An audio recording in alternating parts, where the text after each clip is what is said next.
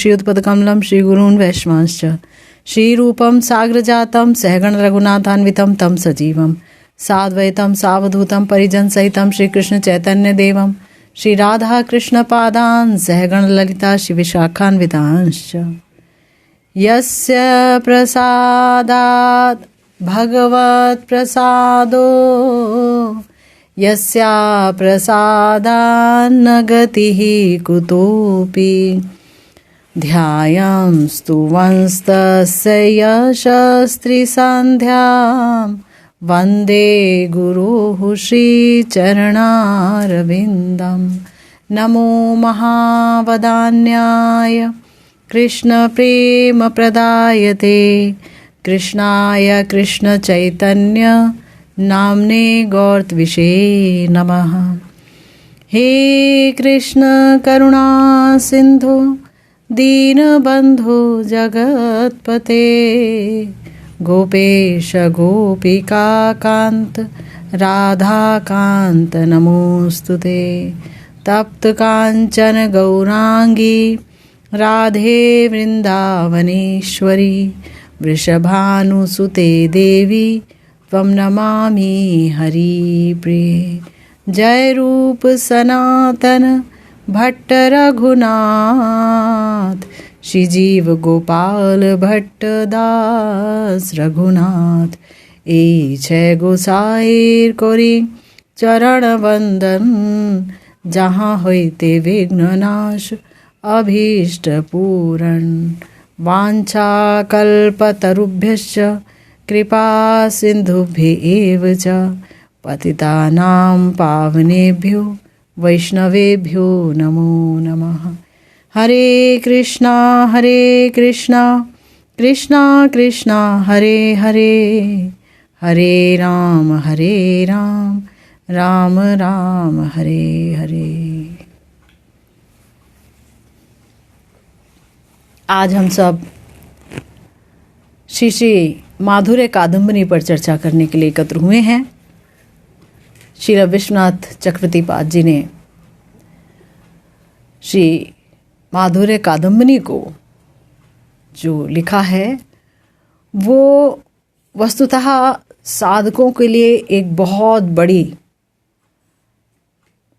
कह लीजिए उनका ये बहुत बड़ा अवदान है, क्योंकि इस ग्रंथ का आशय लेकर के साधक समस्त सिद्धांतों को भली भांति जान लेता है। ये तो पहली बात। दूसरी बात ये भी कि वो ये जान पाता है कि वो भक्ति के कौन से पायदान पर खड़ा हुआ है, कहाँ पर खड़ा हुआ है भक्ति में। तो अभी तक तो हमने ये जाना कि जो भक्ति हैं वो स्वप्रकाश हैं, भक्ति भगवान की तरह ही विभू हैं, स्वप्रकाश हैं, कोई भक्ति दे नहीं सकता है। महत के हृदय में स्थित भक्ति ही दूसरे के हृदय में भक्ति उत्पन्न होने का कारण होती है। ये सब हम जानते चले आ रहे हैं।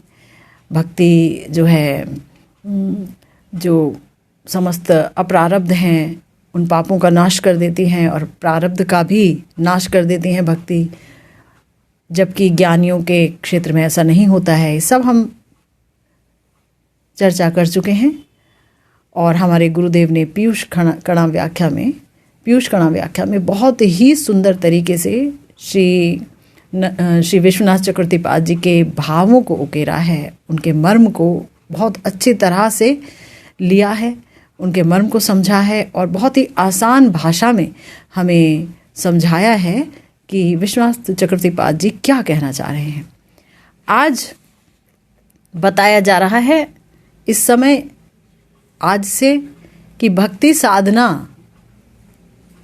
का कौन कौन सा स्तर है, शुरुआत कहाँ से होती है भक्ति की, है ना। भक्ति की शुरुआत कहाँ से होती है? तो गुरुदेव कह रहे हैं कि भक्ति मंदिर में चढ़ने की जो पहली सीढ़ी है या पहला पायदान है, सीढ़ी का जो पहला सोपान, जो पायदान है, वो है श्रद्धा। श्रद्धा जिसके अंदर होगी वो ही भक्ति पथ का अधिकारी होगा।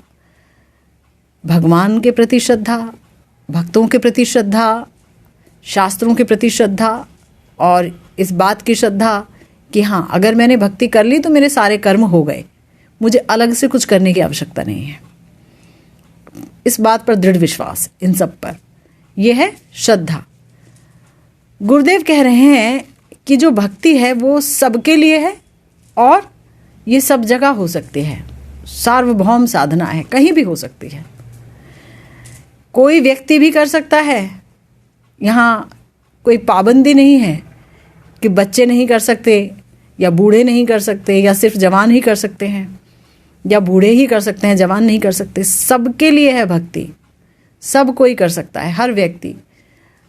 जाति पाति वहाँ मैटर नहीं करती, कोई जाति पाति नहीं देखनी होती कि अमुक जाति का अगर कोई व्यक्ति है वो भक्ति कर सकता है, दूसरी जाति का है वो नहीं कर सकता है। जी नहीं, ये कर्मकांड नहीं है, है ना। ये है भक्ति। भक्ति जो निर्गुण है, जो समस्त गुणों से ऊपर है, जो दिव्य है, जो भगवान की तरह स्वप्रकाश है, जो भगवान की तरह ही सच्चिदानंदमय है, जो भगवान को प्राप्त कराने वाली है, जो भगवान को वशीभूत कराने वाली है, जो मोक्ष को भी तुच्छ बना देती है अपने आगे, ऐसी भक्ति। इस पर जीव मात्र का अधिकार है। तो ये जो भक्ति है किसी भी देश में हो सकती है, ये नहीं कि भारत में ही हो सकती है। हाँ, भारत में आसानी से हो सकती है। यहाँ शास्त्र, साधु और भगवान के धाम, तीर्थ सब कुछ मौजूद हैं। भक्ति करने के लिए सारी सामग्री हमारे भारत देश में मौजूद है। लेकिन अगर कोई कहीं भी पैदा हो, अफ्रीका में पैदा हो, अमेरिका में पैदा हो, वो भक्ति करना चाहे तो कर सकता है। कोई रोक टोक नहीं है, कोई पाबंदी नहीं है। दिल्ली में बैठ कर के आप ब्रज के बारे में सोच सकते हैं, मानसिक चिंतन कर सकते हैं, भजन कर सकते हैं, मानसिक परिक्रमा कर सकते हैं, सब कुछ हो सकता है। तो किसी भी देश में भक्ति हो सकती है और किसी भी अवस्था में हो सकती है हरि भजन। किसी भी अवस्था में भगवान का भजन हर अवस्था में हो सकता है।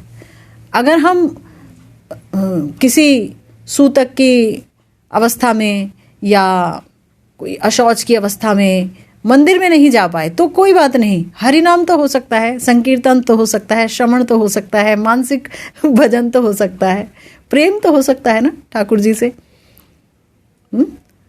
तो हर काल में, हर परिस्थिति में भगवान से व्यक्ति जुड़ा रह सकता है। और भगवान को यही चाहिए, मन ही चाहिए भगवान को। और क्या चाहिए? मन चाहिए ना।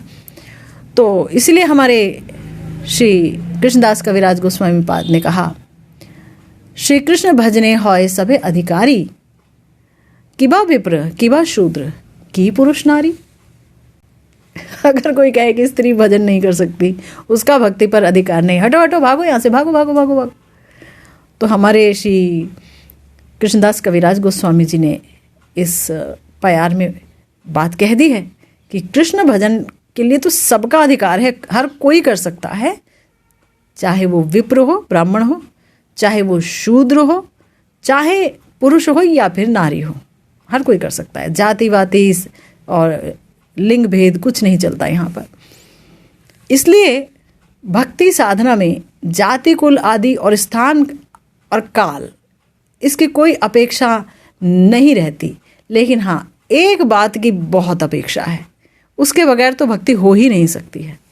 ना जाति की अपेक्षा, ना कुल की अपेक्षा, ना स्थान की अपेक्षा। लेकिन एक चीज़ चाहिए भक्ति शुरुआत करने के लिए और भक्ति के हर सोपान पर, हर स्तर पर जाने के लिए, और वो है श्रद्धा। श्रद्धा के बगैर भक्ति की शुरुआत नहीं हो सकती।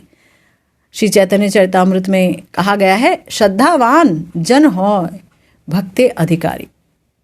श्रद्धावान जन जो है वही भक्ति के अधिकारी हैं। यानी कि अगर कोई विप्र है तो मात्र इसलिए कि वो विप्र है वो भक्ति करेगा, ऐसा नहीं है। अगर श्रद्धा नहीं तो भक्ति क्या करेगा? अगर कोई पुरुष है तो मात्र इसलिए कि वो पुरुष है और वो भक्ति कर सकता है, नहीं कर सकता। अगर श्रद्धा नहीं तो नहीं करेगा। पर अगर कोई शूद्र है या कोई स्त्री है या कोई भी है और बहुत श्रद्धा से युक्त है भगवान के लिए। देखिए, हम हमारे भक्तमाल कथाओं में हम देखते हैं कि अनेक लोग, कितनी ही स्त्रियां और कितने ही पुरुष और कैसी कैसी जाति के सारे लोग भजन कर पाए, भगवत प्राप्ति कर पाए।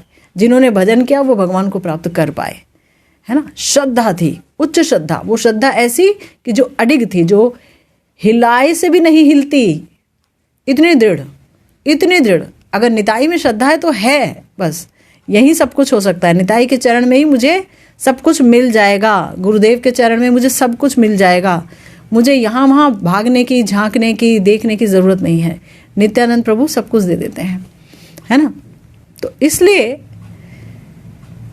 बोला गया केवल भक्ति साधन ही नहीं, कर्म, ज्ञान, योग आदि समस्त साधन में ही श्रद्धा का प्रयोजन है।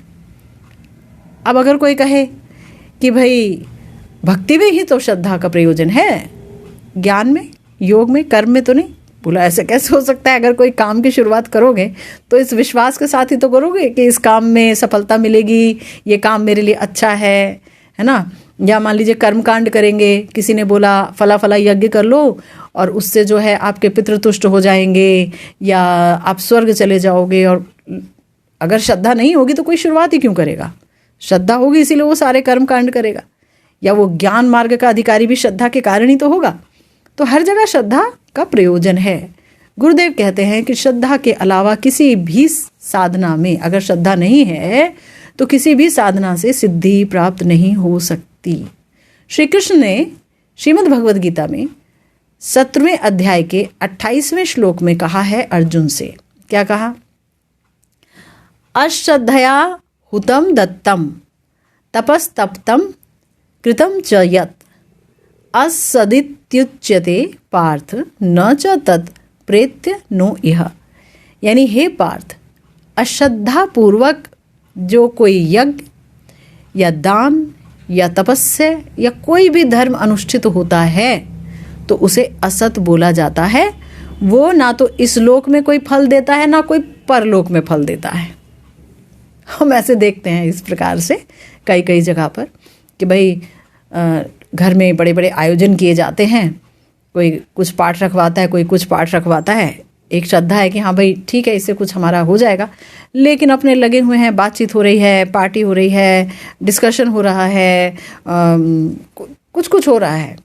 पाठ रखा गया है, उसे सिर्फ पंडित ही पढ़ रहे हैं और वही समझ रहे हैं और बाकी पूरा घर में हड़कंप मचा हुआ है। कोई यहाँ भाग रहा है, बच्चे वो कर रहे हैं, क्या है तो बोला कि इससे ना तो इस लोक में आपका कल्याण होने वाला है ना उस लोक में। अरे तुम्हारे अंदर जिज्ञासा ही नहीं है कि तुम पढ़ क्या रहे हो और इसका ये जो पढ़ रहे हो इसमें मतलब क्या है और इससे होगा क्या है। किसी ने बोल दिया कि तुम ये पाठ रखवा दो और आप अपना रखवाने बैठ गए।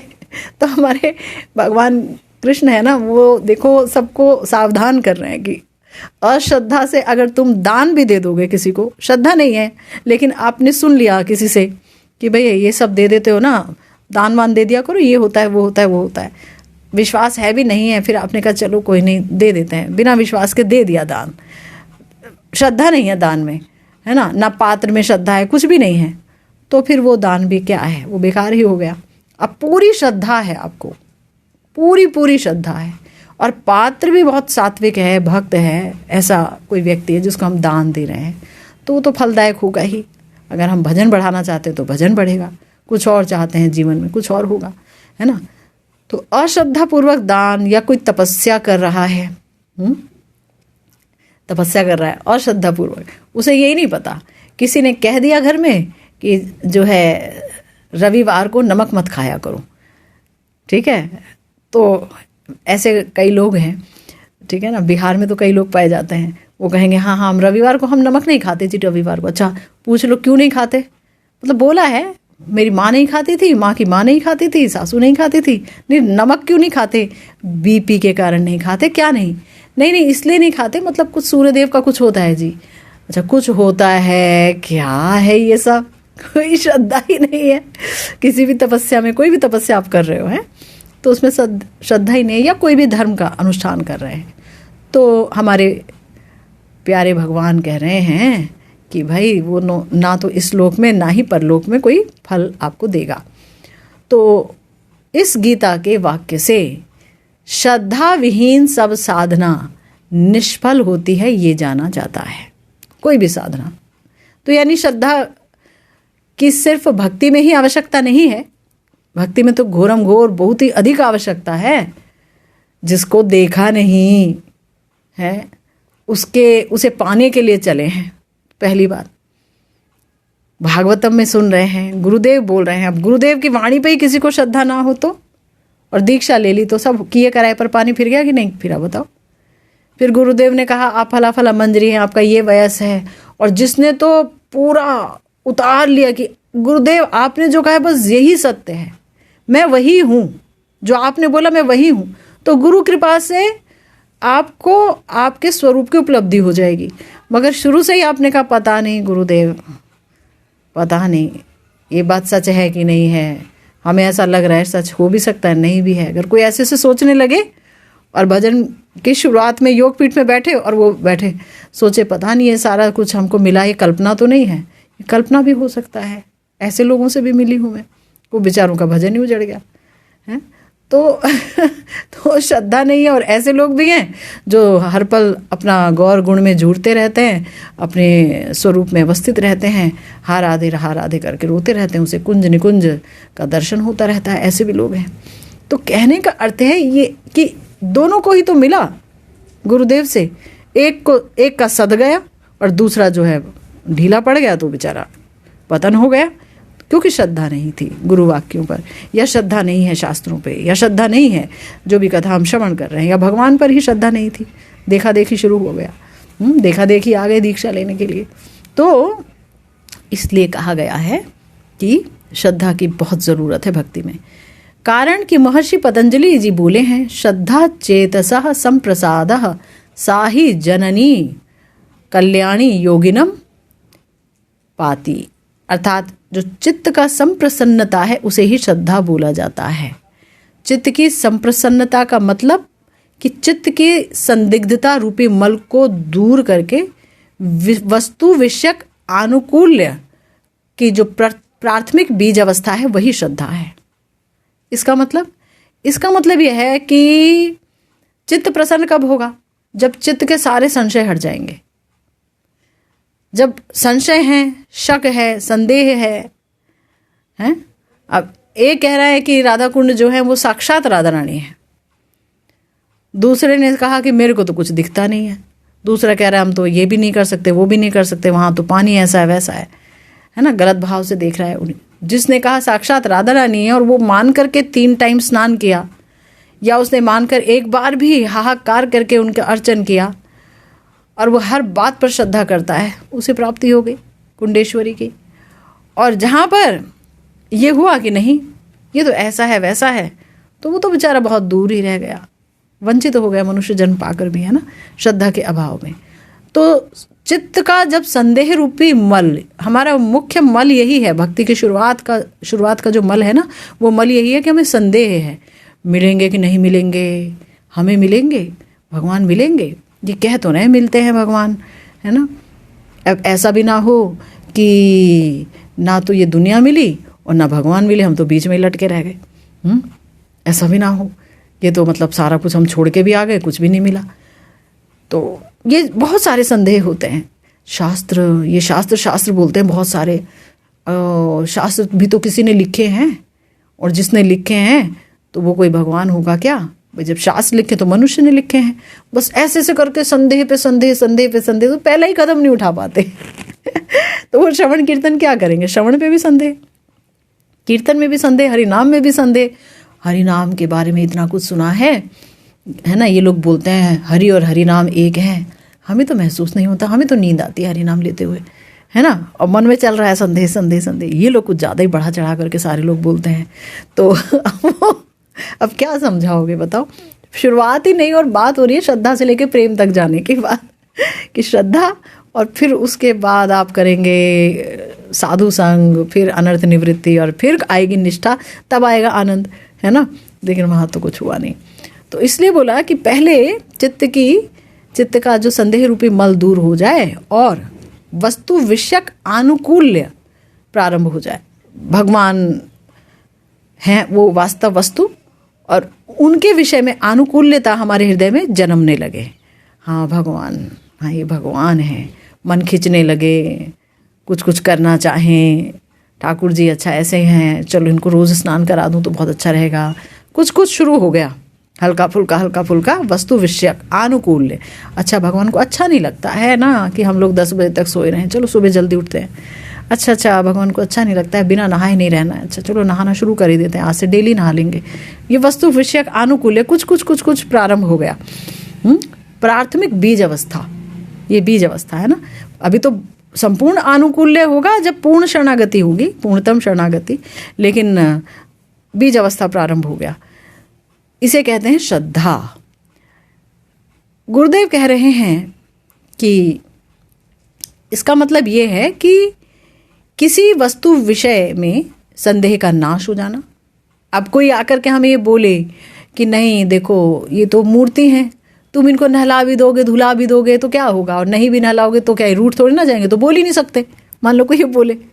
अब चूंकि इतना श्रवण कर लिया, भगवान की इतनी कृपा हो गई, भक्तों की इतनी कृपा हो गई, श्रवण कर लिया, तो गुरुदेव भी बोल रहे हैं नहीं विग्रह नहीं, तुम्हें साक्षात ब्रजेंद्र नंदन। गुरुदेव तो बार बार यही बोलते हैं, तुम विग्रह नहीं हो, तुम तो साक्षात ब्रजेंद्र नंदन हो। सुन लिया, श्रवण कर लिया, है ना। अब श्रद्धा आ गई कि नहीं ये गुरुदेव ने बोल दिया है तो हमें तो कोई संदेह नहीं, ये साक्षात भगवान ही है। अब इससे ज़्यादा साक्षात क्या होंगे, यही तो साक्षात हैं। अब कोई बोले नहीं इनकी पूजा कर लो तो साक्षात मिलेंगे, तो विश्वास ही ना हो, अरे साक्षात मिलेंगे क्या है, यही तो हैं, और कौन हो सकता है दूसरा है। तो एक पूरा संदेह का नाश होना और उस विषय में यानी उस वस्तु विषय में अनुकूल भाव का और विश्वास का पोषण करना ही श्रद्धा है। गुरुदेव कह रहे हैं कि मंगल रूपणी ये श्रद्धा मां की तरह सतत योगी की रक्षा करती रहती है। देख लीजिए, बहुत इंपॉर्टेंट टॉपिक है ये श्रद्धा। व्यक्ति का पतन इसलिए होता है क्योंकि उसकी श्रद्धा हिल जाती है या हट जाती है, चाहे गुरु तत्व से हटे श्रद्धा, चाहे भगवत तत्व से हटे, चाहे शास्त्र से हटे, है ना, चाहे धाम से हट जाए। अभी कोई धाम ही आए और धाम में आकर के देखे कि अरे यहाँ तो ब्याह हो रहा है, यहाँ पर तो पार्टियाँ हो रही हैं, अरे वहाँ पर तो इंटरनेट साइबर कैफ़े सब खुले हुए हैं, वहाँ तो ये देखो लिखा है डांस एकेडमी, यहाँ ब्रजवासी लोग डांस वांस सिखाने लगे हैं, है ना। और व्यक्ति की श्रद्धा हिल जाए। हमने तो सुना था यहीं पर आए हुए हैं जयदेव गोस्वामी जी, पद्मावती जी और सारे के सारे सूरदास जी, हमारे समस्त अष्ट गोस्वामी सब यहीं रहते थे हैं। और ये क्या स्वरूप है, कुछ समझ नहीं आया, रहते थे क्या, किताबी बात तो नहीं है। मान लो कोई यही सोचने लग जाए, धाम के प्रति हो गया धाम अपराध, अब धाम क्या कृपा करेंगे, अब पहले श्रद्धा तो करो तभी तो कृपा करेंगे, हैं। अब तुम किसी के घर खाना खाने जाओगे सब कुछ, अब उसमें श्रद्धा ही नहीं है, और उसने बेचारे 56 प्रकार का भोग बनाया आपसे प्यार करके, और आपकी श्रद्धा ही नहीं है उस व्यक्ति में, तो क्या खाओगे, आप कुछ नहीं खा पाओगे, दूरियां बढ़ जाएंगी। ऐसे ही जब श्रद्धा ही नहीं है भक्ति और भजन में तो क्या होगा। तो इसीलिए बोला कि अगर श्रद्धा होगी और सदा रहनी चाहिए तो माँ जैसे अपने बच्चे का हमेशा ध्यान रखती है, हमेशा उसकी रक्षा करती है, ये माँ का ये स्वभाव है ना। माँ चाहे कितनी भी विरक्त हो, कितना भी हो जाए, भजन करे, कुछ भी करे, लेकिन अंदर उसकी एक ममता बनी रहेगी। बच्चे को ये तो नहीं हो गया, अभी उसको खाना तो खिलाना ही पड़ेगा। वो चाहे यांत्रिक भाव से करेगी, पर करेगी, देखेगी उसकी कोई हानि तो नहीं हुई, क्षति नहीं हुई। अगर श्रद्धा हमारे पास होगी, सदा सर्वदा हम श्रद्धा युक्त रहेंगे, तो वो श्रद्धा भजन में रक्षा करेगी।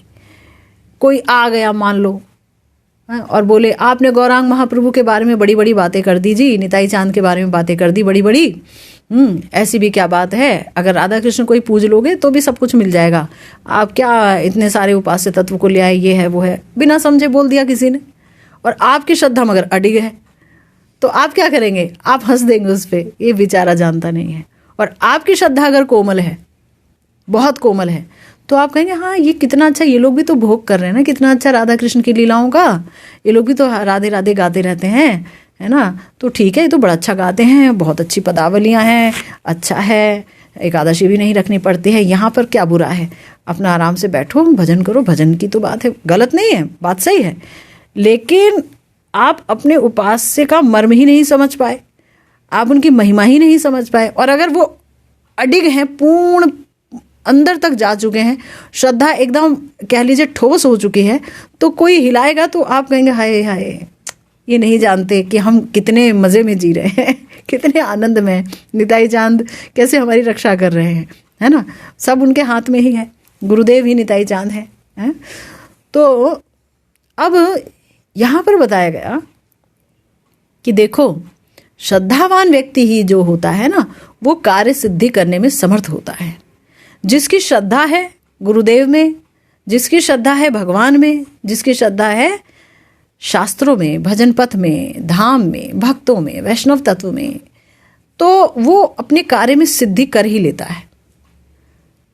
भाई जिसकी श्रद्धा है अपने आप पर, वो सोच रहा है कि हाँ मैं पढ़ूंगा और अच्छा पढ़ूंगा, मैं अच्छा पढ़ूंगा, अच्छे नंबर लाऊंगा, लगा रहे कि मुझे विश्वास मैं कर पाऊंगा, तो कर ही लेता है। सारा साल लगा रहा, वो कर ही गया, है ना।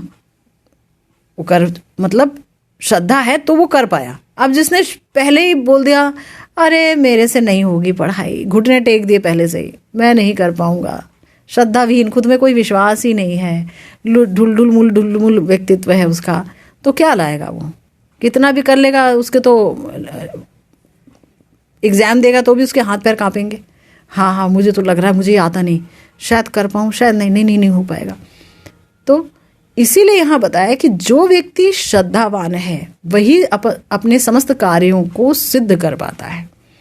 और हम लोगों का तो देखो भाई, मंजरी भाव का भजन है, हमारा तो सब कुछ भाव पर आधारित है ना, भाव पर आधारित है।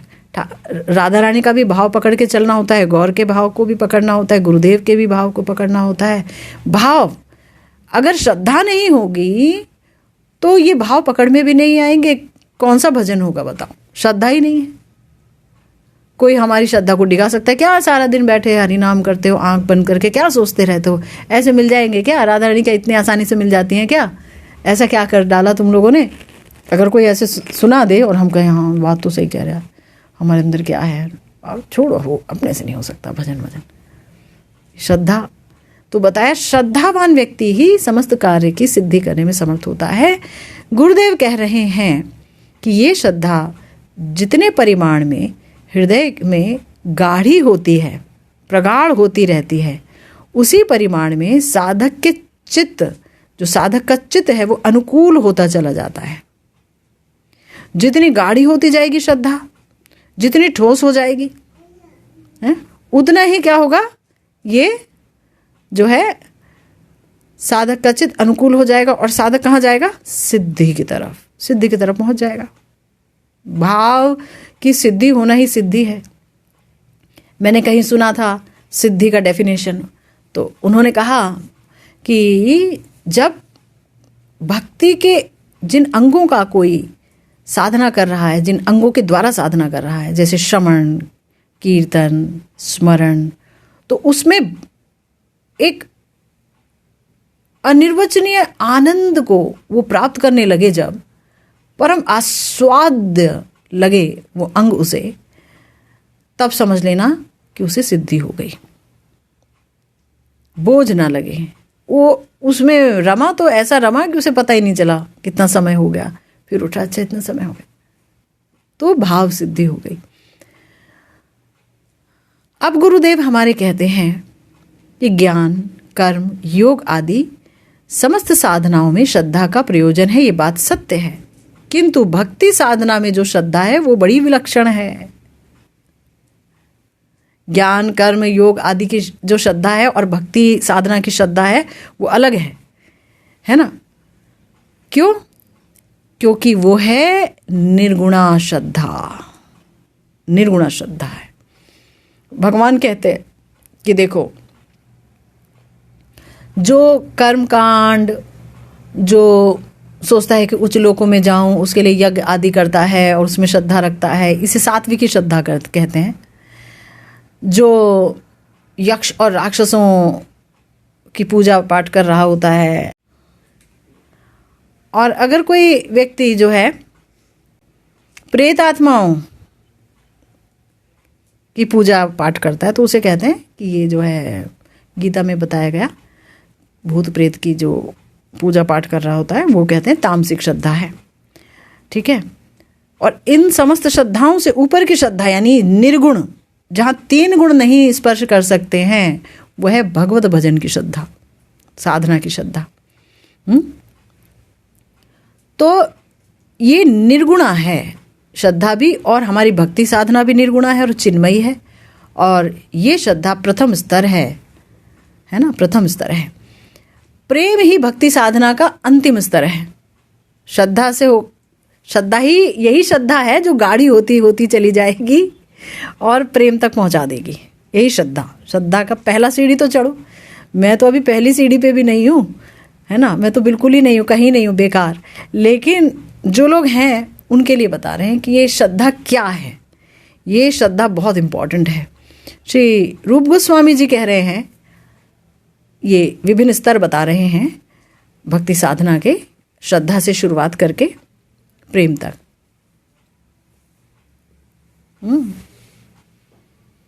आदौ श्रद्धा, ततो साधु संग अथ, ततः साधु संगो अथ भजन क्रिया, ततो अनर्थ निवृत्ति ही स्यात्, ततो निष्ठा रुचिस्तथा अथासक्तिस्ततो भावस्ततः प्रेमाभ्युद्यंचति साधकानामयं प्रेम्णः प्रादुर्भावे भवेत् क्रमः। ये क्रम बता रहे हैं, प्रेम तक का क्रम बता रहे हैं। श्रद्धा से शुरू करके शुरुआत होगी श्रद्धा से, उसके बाद ही तो होगा साधु संग।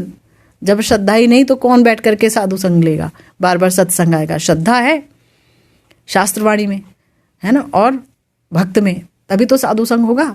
फिर होगा भजन शुरू, भजन क्रिया शुरू होगी, जिससे भगवान को संतुष्टि हो। जब ऐसा होने लगेगा तब अनर्थ निवृत्ति होगी। हमारे इतने सारे अनर्थ हैं, हमारे सुकृति से उत्पन्न अनर्थ, दुष्कृति से उत्पन्न अनर्थ बड़े सारे हैं, अपराध से उत्थित अनर्थ बहुत हैं। तो ये सारे अनर्थ खत्म होंगे। उसके बाद आएगी निष्ठा, फिर आएगी रुचि, फिर आएगी आसक्ति, उसके बाद भाव, उसके बाद प्रेम उदित होगा, जो अंतिम है। प्रेम उदित हो गया, उसके बाद तो फिर कुछ प्राप्ति रह नहीं गई, प्राप्ति हो जाएगी प्रिया प्रियतम की ही। तो इसीलिए प्रेम आविर्भाव का ये क्रम जो है श्री रूप गोस्वामी जी ने बताया है। अब ऐसा नहीं है कि ये जो क्रम है सिर्फ गौड़ीय वैष्णवों का क्रम है, ऐसा नहीं है। रूप जी जो बता रहे हैं वो सार्वभौमिक तत्व बता रहे हैं, यूनिवर्सल फैक्ट। कहीं भी चले जाइए, किसी भी मार्ग में पहले श्रद्धा ही तो होगी, तभी वो जाएगा, अपना सत्संग अटेंड करेगा, सत्संग में बैठेगा, फिर कोई एक व्यक्ति मिलेंगे उनसे वो दीक्षा आदि लेगा, उनके अनुगत्य में फिर वो बताएंगे भाई ऐसे भजन करो, फिर वो भजन करेगा, फिर उन्हें निष्ठा होगी, फिर रुचि होगी, आसक्ति होगी, फिर भाव प्रेम, ये सब जगह यही होगा, यही होना है। इसके अलावा कोई दूसरा पथ नहीं है कि शुरुआत में श्रद्धा हुई और एकदम प्रेम हो गया, या आपने भजन में कदम रखा और प्रेम हो गया, ऐसा नहीं होगा। तो शील ग्रंथकार भक्ति साधना के प्रथम सोपान श्रद्धा के 2 लक्षणों का निरूपण कर रहे हैं। पहला है भक्ति शास्त्र में वर्णित विषय में दृढ़ विश्वास ही श्रद्धा है। भक्ति शास्त्र में जो कुछ कहा गया उसमें पूरा विश्वास, ये नहीं कहना कि अरे ये किसी की कल्पना होगी, नहीं ऐसा तो नहीं हो सकता। अगर ये बोला गया कि सूर्य देव, है ना, भाई रथ पर जाते हैं, है ना, और उनके रथों पर घोड़े हैं, वो आते हैं गिरिराज जी पर, पहले वो घास चढ़ते थे, इतना ऊंचा गिरिराज जी था, बाबा बताते थे। तो आप ये कह दो ये कैसे हो सकता है, हमने तो सुना है जी सूरज में तो हीलियम गैस है, साइंटिस्ट तो यही बता रहे हैं। बताओ, सीधी सी बात है कि नहीं, जो शास्त्र में कह दिया, शास्त्र जो देख रहा है वो कोई नहीं देख पा रहा है, और शास्त्र में तो पूरा बताया कितना परिमाण है, कितना ये जो पृथ्वी है उसका नाप क्या है, सब कुछ बता रखा है शास्त्र में, सब कुछ। सृष्टि कैसे हुई, है ना, कैसे ये 3 तत्व हैं जो कार्य कर रहे हैं, ये रजोगुण सतोगुण तमोगुण आदि, ये 3 गुण ही है जो कार्य कर रहे हैं, हम सोचते हैं मैं कर रहा हूँ। तो ऐसे बहुत कुछ है शास्त्रों में, जो कुछ है उस पर पूर्ण विश्वास। अगर बताया कि हाँ जी ये फला फला मनवंतर चल रहा है और इतने मनवंतर होते हैं, फिर प्रलय होता है, सब कुछ पूर्ण विश्वास, हाँ ऐसा होता है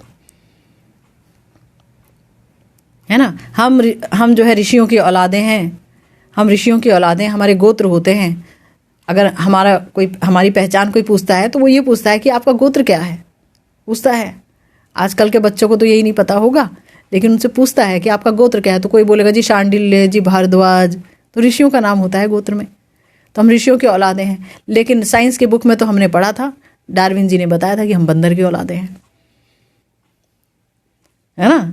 इंसान का जन्म जो है बंदर से हुआ, बंदर ही होमोसेपियंस था, फिर वो क्या क्या होते होते उसकी जो है रीढ़ की हड्डी का पूंछ गायब हो गया, फिर वो रीढ़ की हड्डी ऐसी हो गई, फिर वो सीधा हो गया, पहले ऐसे चलता था फिर ऐसे ऐसे करके किताब में बनी हुई है, और बच्चे रट रहे हैं उसे रट रहे हैं। पाषाण युग, जब से पत्थर वत्थर ही होते थे, मैंने तो कहीं पूरा शास्त्र छान लिया, मैं तो पाषाण युग दिखाई नहीं कहीं भी, सब बहुत डेवलप्ड थे। महाराज मनु कितने डेवलप्ड थे, वहां से शुरू हुई सारी सभ्यता और सारा इतना सुंदर। और जबकि हम पढ़ क्या रहे हैं, हम ये सब पढ़ रहे हैं। तो जो ये पढ़ रहा है, अचानक उसे बताया जाए कि इस मनवंतर के राजा ये थे, उनकी बेटी जो थी देवहूति थी, महाराज कर्दम ऋषि से उनका ब्याह हुआ, कपिल जी ने उनको ये फिर उपदेश दिया, फिर सांख्य की शुरुआत हुई, उन्होंने सांख्य का प्रतिपादन किया, ये सब बताया जाए। वो इतना जो पढ़ गया ना साइंस, लौकिक साइंस, उसके अंदर नहीं घुसेगा। अरे भाई, पहले तो अमीबा आया, फिर 1 सेल से 2 सेल हुए, फिर 4 सेल हुए, फिर 10 सेल, फिर वो शुरू हो जाएंगे अपना बोलना। तो कहने का अर्थ यह है कि भक्ति शास्त्र में जितने भी विषय हैं उसमें दृढ़ विश्वास, शुरुआत यहाँ से होगी, तभी तो आगे जाओगे, तभी तो अंदर तक जाओगे, तभी तो प्रिया प्रियतम की कुंज निकुंज लीलाओं को समझ पाओगे। पहले तो यहाँ तो समझो, पहले पूरे जो 9 स्कंद हैं श्रीमद् भागवतम के, उसमें एक एक बात को तो समझो, उसे तो मन में धारण करो, तब तो रस तत्व को समझने के लायक हृदय बनेगा, है कि नहीं। शुरुआत से भी भक्ति में आए और एंट्री कर लीजिए रास पंचाध्याय में, तो लौकिक लीला लगेगी, वो तो लौकिक लगेगा सब कुछ। कहाँ रसराज और कहाँ महाभाव, ना महाभाव समझ आएगा ना रसराज समझ आएगा, है। तो इसीलिए क्रम से चलना चाहिए, श्रीमद् भगवत गीता को अच्छे से उसका अनुशीलन करना चाहिए, भगवान की वाणी में पूर्ण श्रद्धा होनी चाहिए। श्रील कविराज गोस्वामी पाद जी ने भी लिखा है, श्रद्धा शब्दे विश्वास कही सुदृढ़ निश्चय, कृष्ण भक्ति कोइले सर्व कर्म कृत होय। अर्थात भक्ति शास्त्र में यथार्थ प्रतीति, पूर्ण विश्वास, और शास्त्रार्थ में निश्चयात्मिकता बुद्धि कि हाँ, ये जो शास्त्र का ये जो अर्थ है, जो मेरे गुरुदेव ने बताया, और मैंने गुरु परंपरा से जिसे सुना, मेरे गुरुदेव तो जाहिर है वही बताएंगे जो वो अपने गुरु वर्ग से सुन रहे हैं, उनके गुरु वर्ग वही बताएंगे जो वो अपने गुरु वर्ग से सुन रहे हैं। इसे तो परंपरा कहते हैं, कोई अपना थोड़ी ना इसमें माल मिला देगा, वो अक्षुण रूप से बहती चली आएगी परंपरा से, वो ज्ञान की धारा, वो प्रेम, है ना। तो ये बताया कि भक्ति, ये जो शास्त्र हैं उसमें पूरी निश्चयात्मिकता बुद्धि उनके अर्थों में, यानी कि अगर हम श्रीमद् भगवत गीता पढ़ रहे हैं तो वहां हर जगह बताया श्री कृष्ण ने कि मैं ही भगवान हूं और मेरी ही भक्ति से तुम्हें सब प्राप्त होगा। मन मना भव मद भक्तो मद्याजी माम नमस्कुरु। वो बोल रहे हैं कि मैं तुमको अति गूढ़तम बात बता रहा हूँ, गुह्यतम बात बता रहा हूँ, इससे ज़्यादा कॉन्फिडेंशियल बात है ही नहीं कि मैं ही सब कुछ हूँ, मेरा भजन कर लो तुम्हें सब प्राप्त होगा और मेरी ही खुशी के लिए कार्य करो। वो बता रहे हैं मैं ही सब कुछ हूँ, है ना। अब मैं कैसा, उन्होंने पहले भी पूछ लिया अर्जुन ने कि ये बताइए कि निराकार का भजन ज़्यादा सही है कि आपका, तो उन्होंने बोला भाई मेरा ही ठीक है, निराकार का भजन जब करोगे तो ये गलत है, ये बात नहीं है, क्लेश मिलेगा, बहुत श्रम करना पड़ेगा। और जब इतनी आसानी से मैं प्राप्त हो सकता हूँ, मन मना भव मद भक्तो मद्याजी माम नमस्कुरु, तो कुछ भी नहीं, मुझे नमस्कार भी करेगा तो भी बहुत आगे बढ़ जाएगा, है ना। काय मन और वाक्य से तो मुझे नमस्कार करें। तो हर जगह पर बताया उन्होंने, है? कि जो भक्त हैं वही मुझे प्रिय हैं और उनका मैं एकदम तुरंत उद्धार करता हूँ। भवामी ना चिरात पार्थ, सब जगह एक एक श्लोक में उन्होंने ये इशारा किया कि मैं ही हूँ समस्त भगवत गीता और समस्त शास्त्रों का एकमात्र विषय है। तो ये हमारे गुरुवर्ग ने हमें बताया, ऐसा परंपरा से हम यही सुनते आए हैं। लेकिन अचानक कोई बोल दे नहीं, आपने गलत सुना है, कृष्ण अपने को नहीं कह रहे हैं कि मैं भगवान हूं।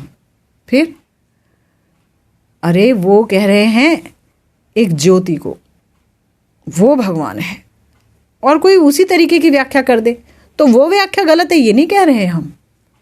वो भी अपने गुरुवर्ग से सुनते आए हैं, उन्होंने वैसी व्याख्या कर दी, निर्विशेष व्याख्या। ज्ञानियों का जो पूज्य है ब्रह्म, वो व्याख्या कर दी, एक ही तो तत्व है, भगवान के ही अंग कांति है, भगवान कह रहे हैं ब्रह्मणो ही प्रतिष्ठा हम गीता में। लेकिन तो भी अगर हम उनका संग करेंगे और उन्होंने हमें समझा दिया और हमारी श्रद्धा हिल गई, क्योंकि जब उनका संग करेंगे तो हमें लगेगा हाँ ये ठीक कह रहे हैं, हमने कुछ गलत सुना था और गलत पढ़ा था, शब्द शब्द का तुम अर्थ आया नहीं है, और इन्होंने शब्द शब्द का अर्थ लेके हमें बता दिया, और ऐसा सोचने लगेंगे तो क्या होगा। तो बोला तो फिर वो श्रद्धा हिली, और आपको तो जाना है पूरा मंजरी भाव तक, आप तो भगवान के वाणी पर ही फिसल गए, वही नहीं समझ आई। तो फिर कहाँ, जब आपके लिए साकार तत्व है ही नहीं ठाकुर जी, राधा रानी निकुंज कुछ है ही नहीं, है ना, सब माइक लग रहा है, तो फिर वहाँ क्या करोगे, जाके जा ही नहीं पाओगे, है ना, अग्रगति नहीं होगी। फिर बताया यत्न सहित, अब ये देखो, ये भी बहुत इंपॉर्टेंट बात कह रहे हैं हमारे प्यारे गुरुदेव, कह रहे हैं कि जो शास्त्र के अर्थ हैं उसको यत्न सहित अनुभव करने की चेष्टा करना। पढ़ लिया तो सब कुछ हो गया, ऐसा थोड़ी ही है।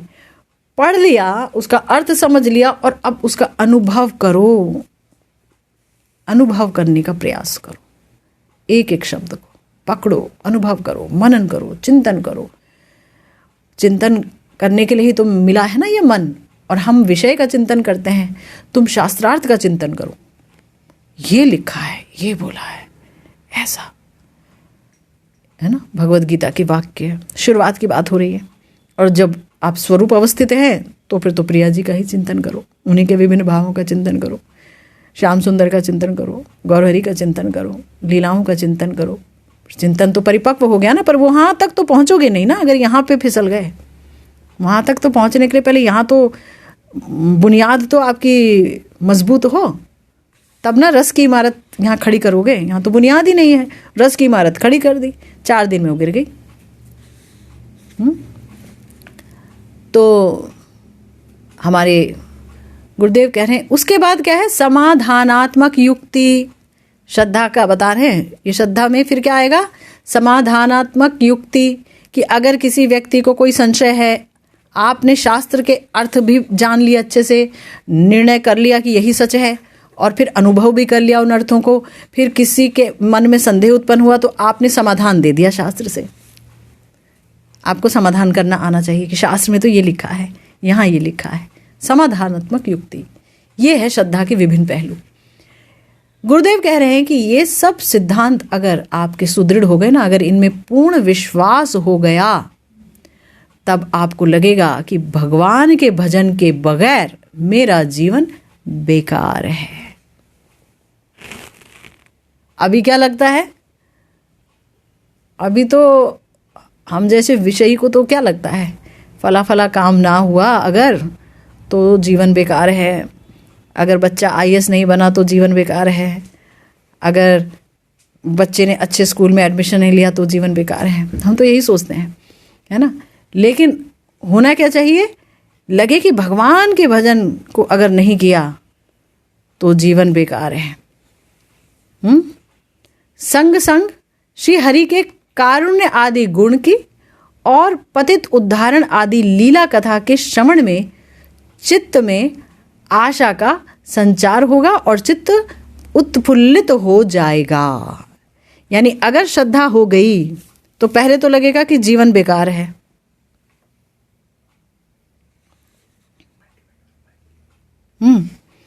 पहले तो लगेगा कि जीवन बेकार है, फिर दूसरा क्या लगेगा, साथ साथ में हम जब भगवान के करुणा के गुणों के बारे में सुनेंगे, जितना भी देखो, जितना भी हम लोगों ने भक्तमाल पढ़ा, भक्तमाल में ठाकुर जी की करुणा कितनी उभर करके आई है, कैसे भगवान ने उद्धार किया लोगों का, कैसे, है ना, करुणा की है बड़े बड़ों पे की। अब देखो हमारे निताई चांद को ही देख लो ना, जगाई मधाई पर कितनी करुणा करी और कितने लोगों पर करुणा की, उनसे हरिनाम बुलवाया। हमारे गौर हरि ने कितनों पर करुणा की, हमारे अपने गुरुदेव ने कितनों पर करुणा करी है ना, वो भी तो भगवान है, गुरुदेव, गुरु भगवान ही तो हैं, भगवत तत्व हैं, तो कितनी करुणा की। कहाँ कभी किसी गृहस्थ को बाबा जी लोग कहाँ दीक्षा देते थे, ये तो पद्धति बाबा जी इसके लिए ही बनी हुई थी कि आप आओ और अपना भजन का दीक्षा लो और भजन करो, सब कुछ छोड़ छाड़ के गुफाओं में रह के भजन करो।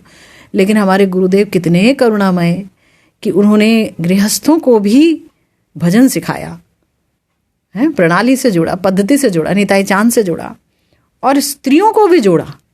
मैंने तो कई जगह सुना है कि स्त्रियों को दीक्षा नहीं दी जाती थी, लेकिन हमारे प्यारे गुरुदेव ने स्त्रियों को भी दीक्षा दी। तो मतलब कितने प्यारे हैं, कितने करुणामय हैं। भगवान की करुणा एक भक्त के हृदय में रहती है, गुरुदेव उसका जीता जागता उदाहरण रहे हैं।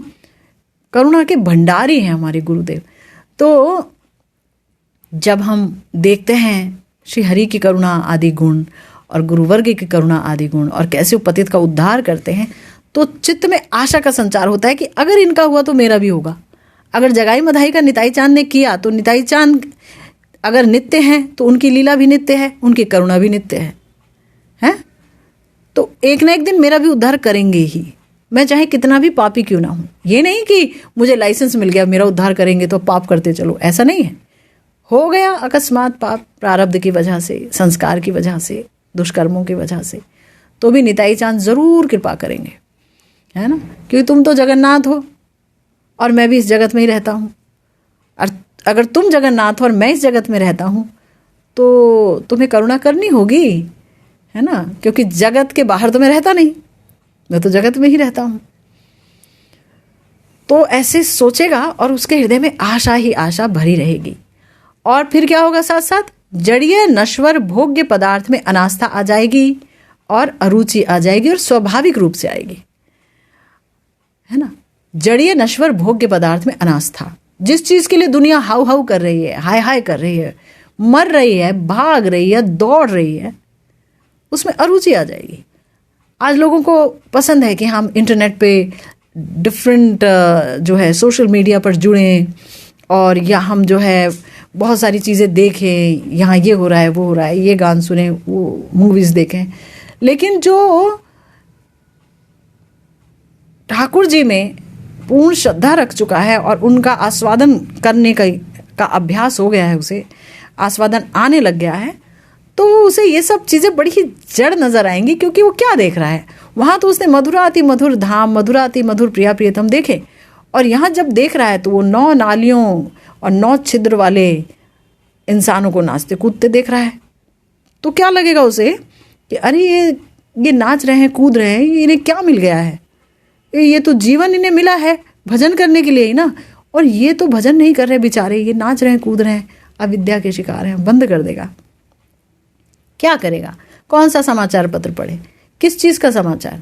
समाचार तो हमारे लिए यही होगा ना कि हाँ, भक्ति की एक और राह हमारे लिए खुल गई, हम और गहराई में चले गए, हमें कृपा मिल गई, वैष्णवों की कृपा मिल गई, गुरुवर्ग की कृपा मिल गई, और सुंदर सुंदर अनुभव होने लगे हैं, सपने में भी भगवान आने लगे। ये है हमारे लिए समाचार। और क्या समाचार है, वहाँ ये हो गया, वो हो गया, और पता नहीं क्या क्या, कौन सुनेगा है, वहाँ पर हृदय जाएगा ही नहीं।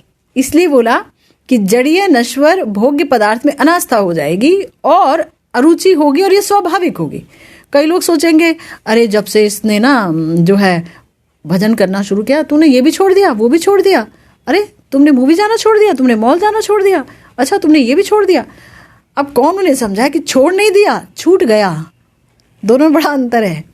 छोड़ने के लिए मेहनत करनी होती है करनी होती है ना मेहनत, छोड़ने के लिए मेहनत करनी होती है। अब इतनी अरुचि हो गई, अब मानो रोज रोज आपको 56 प्रकार के भोग मिल रहे हो तो सूखी रोटी कौन देखेगा? कोई देखेगा? सूखी रोटी को नहीं देखेगा। 56 प्रकार का भोग खाएगा ना वो, उसे उसी का इंतजार रहेगा। तो इसलिए वो छूट गया। तो इसीलिए गुरुदेव ये कह रहे हैं कि ये अरुचि जो है स्वाभाविक रूप से होगी, बल नहीं लगाना पड़ेगा। जैसे कि ज्ञानी लोग बल लगाते हैं इंद्रिय संयम करने के लिए, वहाँ नहीं जाना, वो नहीं करना, ये नहीं करना, नहीं नहीं नहीं। लेकिन यहाँ क्या है कि ठाकुर जी के सारे कार्य में डूब करके इंसान को सुबह से लेकर रात हो जाती है, पता ही नहीं चलता। वो कहता कहाँ जाऊँ, कहाँ जाऊँ, मेरे पास तो मंदिर जाने का भी समय नहीं है। इतना गुरुदेव ने भजन दे दिया है, सुबह से उठो और लगे रहो लगे रहो लगे रहो। और बाहर से लोग आ रहे हैं और वृंदावन में घूम रहे हैं, आप तो जा ही नहीं रहे हो, कहीं नहीं जा रहे हो। कैसे करें, कहाँ से जाएं? समय होगा तब निकालेंगे समय। ऐसा भी होता है लोगों के साथ, ऐसा मैंने सुना है। तो अब गुरुदेव कह रहे हैं कि भजनहीन वृथा जीवन निर्वाह बहुत असहनीय हो जाएगा। भजनहीन वृथा जीवन निर्वाह असहनीय हो जाएगा, क्योंकि अभी श्रद्धा अगर आ गई, प्रगाढ़ हो गई, अनुभव का चेष्टा भी कर लिया, शास्त्रार्थ और समाधानात्मक युक्ति भी आ गई, और भगवान के कारुण्य आदि गुण से हृदय द्रवित होना प्रारंभ हो गया, तो जड़ीय नश्वर भोग में अनास्था भी आ गई, अरुचि भी आ गई। अब कोई कह दे भजन छोड़ दो, मैं तुम्हें 10 करोड़ रुपए दूंगा, छोड़ो ये माला, हमें दे दो, तुम 10 करोड़ रुपए तुम्हें डेली का दूंगा, डेली 10 करोड़ रुपए। मैं क्या करूँगा 10 करोड़? खाना तो वही 2 टाइम है, रोटी सब्जी दाल चावल। अरबपति भी वही खाते हैं, करोड़पति भी वही खाते हैं। वो भी कहाँ मैदे का आइटम इतने खाएंगे, उनका भी पेट खराब हो जाएगा ना। क्या खाएंगे? जो तुम खाओगे हैं, शायद तुम ज़्यादा अच्छा खा रहे होगे। वो लोग तो नींद की बीमारी के शिकार होकर के बेचारे खा भी नहीं पा रहे होंगे बॉइल्ड फूड। तो क्या, ना तो इंद्रिय तृप्ति ही ढंग से कर पाए ना कुछ, बस एक चीज़ को लेके रह गए, मेरे को इतने करोड़ रुपये डेली आ रहा है। तो वो कहेगा नहीं, मैं माला नहीं दे सकता, मैं हरिनाम नहीं छोड़ सकता, आप चाहे मुझे कुछ भी क्यों ना दे दो। तो ये तो पहले स्टेज की बात हो रही है। गुरुदेव हमारे प्यारे गुरुदेव ये पहले स्टेज की बात कर रहे हैं अभी, कि भजनहीन वृथा जीवन निर्वाह अति असहनीय बोल रहे हैं, अति असहनीय। असहनीय हो जाएगा तो वो तो हो जाता, बाबा बोल रहे हैं अति असहनीय हो जाएगा। मैं सब कुछ सह सकता हूँ, तुम मार रहे हो, पीट रहे हो, मुझे 4 बात सुना रहे हो, मेरे भजन को लेके सह लूँगा। वो माला मत छुड़वाओ, माला तो रहेगी मेरे पास, हरि नाम तो होगा, हरि नाम तो होगा। मैंने ऐसे लोगों को देखा, बेचारे घर के काम में इतने बिजी रहते हैं सुबह से लेकर रात तक। उन्हें बोलो कि भाई तुम रात 12 बजे तुम्हारी माला होती है, 12 बजे तक तुम्हें फिर अगले दिन उठना पड़ता है, बच्चे को तैयार करना पड़ता है, तुम माला को आधी कर दो। तो रोते हुए बोलते हैं अब हमें कुछ भी कह दीजिए, ये मत कहिए कि माला को आधी करें, माला तो पूरी ही होगी, है ना। ऐसे भी लोग होते हैं। तो इसीलिए बोला कि भजनहीन जो वृथा जीवन निर्वाह अति असहनीय होगा, और श्री हरि में शरणागति भी स्वाभाविक होगी। कोई फोर्स्ड शरणागति नहीं होगी कि भाई तुम जाओ और भगवान की शरणागति ले लो, फोर्स्ड नहीं है, कोई जबरदस्ती नहीं है। जैसे हम अपने बच्चों को पकड़ पकड़ करके लाते हैं, चल ना थोड़ा सा तो बैठ जा संकीर्तन में, चलो ना थोड़ा सा तो हरिनाम कर लो, अरे कब करोगी, कितना बोलते रहते हैं। लेकिन क्या है, सब माया है, कुछ नहीं होता। कहाँ होगी शरणागति? शरणागति मगर भक्त की स्वाभाविक होगी, अगर उसमें पूर्ण श्रद्धा होगी तो ये बहुत ही सुंदर हमारी चर्चा चल रही है, और ये चर्चा वाकई बहुत सुंदर है भी। गुरुदेव ने बहुत प्यारे तरीके से और विशद वर्णन करके ये समझाया है श्रद्धा का महत्व, जिस पर हम आगे फिर से विचार विमर्श करेंगे श्रीमन महाप्रभु ने चाहा तो। इसी के साथ आज की भागवती कथा यही विश्राम लेती है। जय जय श्री राधे श्याम, श्री गुरु निताई गौर सीतानाथ प्रेमानंदे, हरि हर।